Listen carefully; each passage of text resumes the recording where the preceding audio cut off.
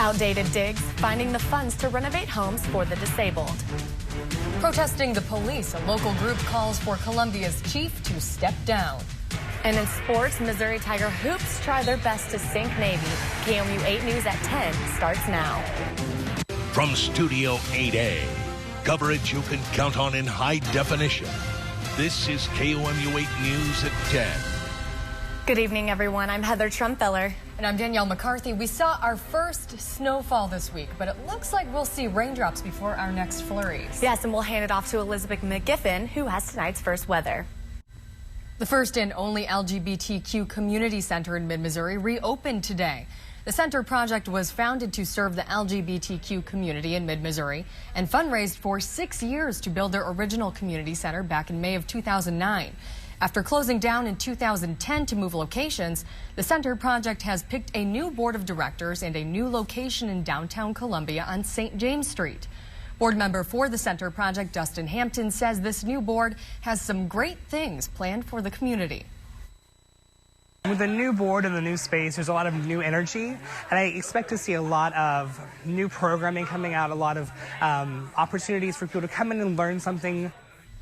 Hampton says he hopes this community center can be a safe space for mid-Missouri's LGBTQ community.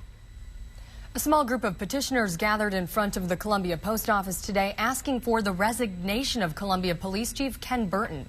They say the chief of police doesn't treat the Columbia police officers with fairness and consistency. This comes after Burton fired former officer Rob Sanders back in September for using excessive force on a suspect.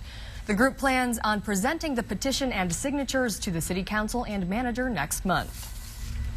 And there was another Republican debate tonight, the first with Newt Gingrich leading in the polls. Now other candidates are trying their hardest to burst his bubble.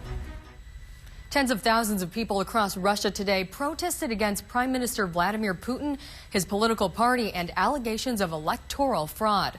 The demonstrations called it the largest public show of discontent in post-Soviet Russia. Earlier demonstrations resulted in violence, but the government approved today's massive rally. And the Philippine military says a 14-year-old American boy abducted with his mother and cousin earlier this year has been released. This has not yet been confirmed by U.S. officials. A military spokesman said the teenager was recovered by a village official after spending 5 months in captivity. The boy, Kevin Lunsman, was found in a town known to be a rebel stronghold. Okay, great. Thanks, Elizabeth.